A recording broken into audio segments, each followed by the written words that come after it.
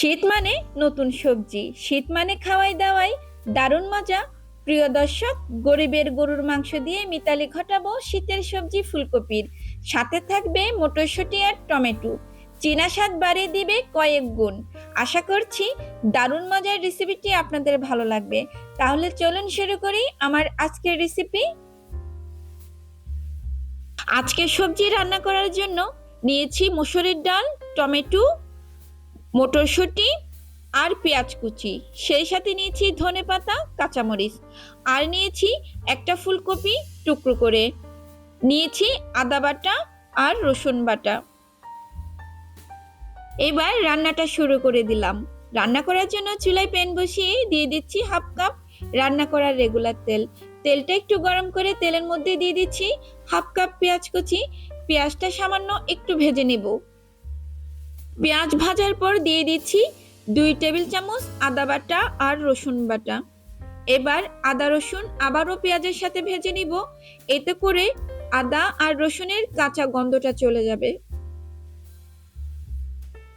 আদা রসুন ভেজে নেওয়ার পর দিয়ে দিচ্ছি 100 গ্রাম মটরশুঁটি।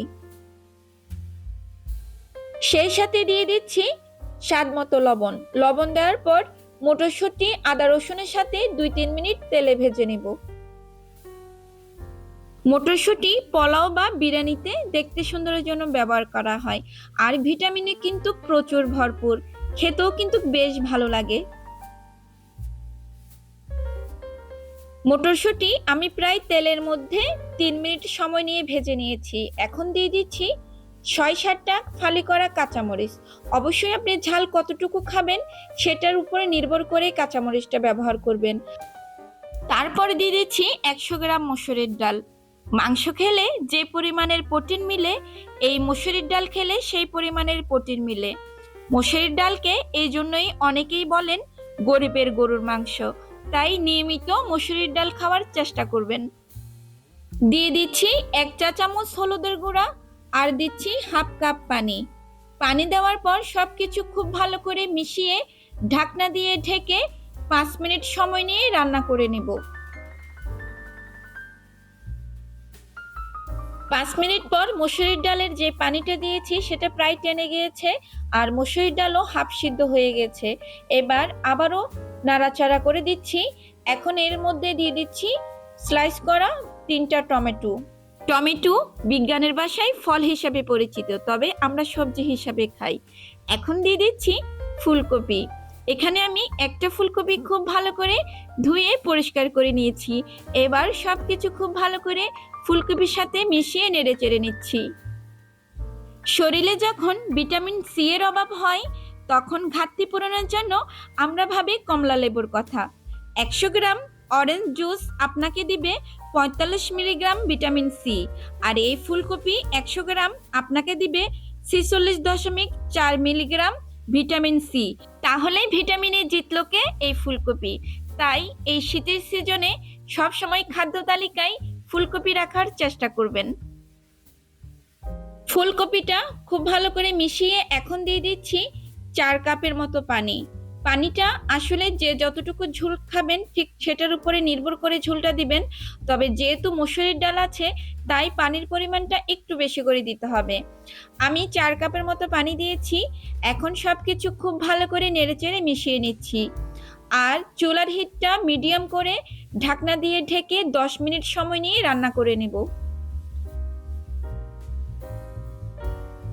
10 মিনিট পর ফুলকপি আর ডাল খুব ভালোভাবে সিদ্ধ হয়ে গেছে, আর দেখতেই পাচ্ছেন কালারটা কতটা সুন্দর হয়েছে। আসলে এই ধরনের সবজি বা ডাল খেতে কিন্তু ভীষণ ভালো লাগে। আশা করছি আপনারাও এই রেসিপিটা ট্রাই করবেন, তাহলে বুঝতে পারবেন খেতে কতটা ভালো লাগে। এই তরকারিতে তেলের বাগার দিলে খেতে কিন্তু দারুণ মজার হয়, তাই এখন আমি তেলের বাগার দিব। এখন চুলা থেকে নামিয়ে নিচ্ছি আর বসিয়ে দিচ্ছি আরেকটা ফ্রাই প্যান। এখানে দিয়ে দিচ্ছি 2 টেবিল চামচ রান্না করা রেগুলার তেল। গরম তেলে দিয়ে দিচ্ছি 1 চা চামচ রসুন কুচি, আর দিচ্ছি 1 টেবিল চামচ পেঁয়াজ কুচি। দিয়ে দিচ্ছি 4-5টা শুকনো মরিচ, আর দিয়ে দিচ্ছি আস্ত 2টা তেজপাতা। এক চিমটির মতো জিরে দিচ্ছি। এবার সবকিছু খুব ভালো করে ভেজে নিব। যতক্ষণ না বাদামি রং হচ্ছে ততক্ষণ ভেজে নিব। এবার ভাজা হয়ে গেছে, এখন ফুলকপির তরকারির উপরে দিয়ে দিব। এই বাগারটা দেওয়ার কারণে এই তরকারির স্বাদটা কিন্তু দ্বিগুণ বেড়ে যায়। আসলে যতই মশলা দেন না কেন, এই বাগারের কারণে এই তরকারিটা খেতে কিন্তু ভীষণ ভালো লাগে। তেলের বাগার দেওয়ার কারণে দেখতে যেমন সুন্দর হয়েছে, আর খুব সুন্দর একটা ফ্লেভার এসেছে। আমার আজকের রান্না কমপ্লিট হয়ে গিয়েছে। রান্নার শেষ পর্যায়ে কিছু ধনেপাতা কুচি দিয়ে আরো 1 মিনিটের মতো রান্না করে নিব। ধনেপাতা হচ্ছে শীতের সিজনে সবজির তরকারিতে ফ্লেভারের রানী।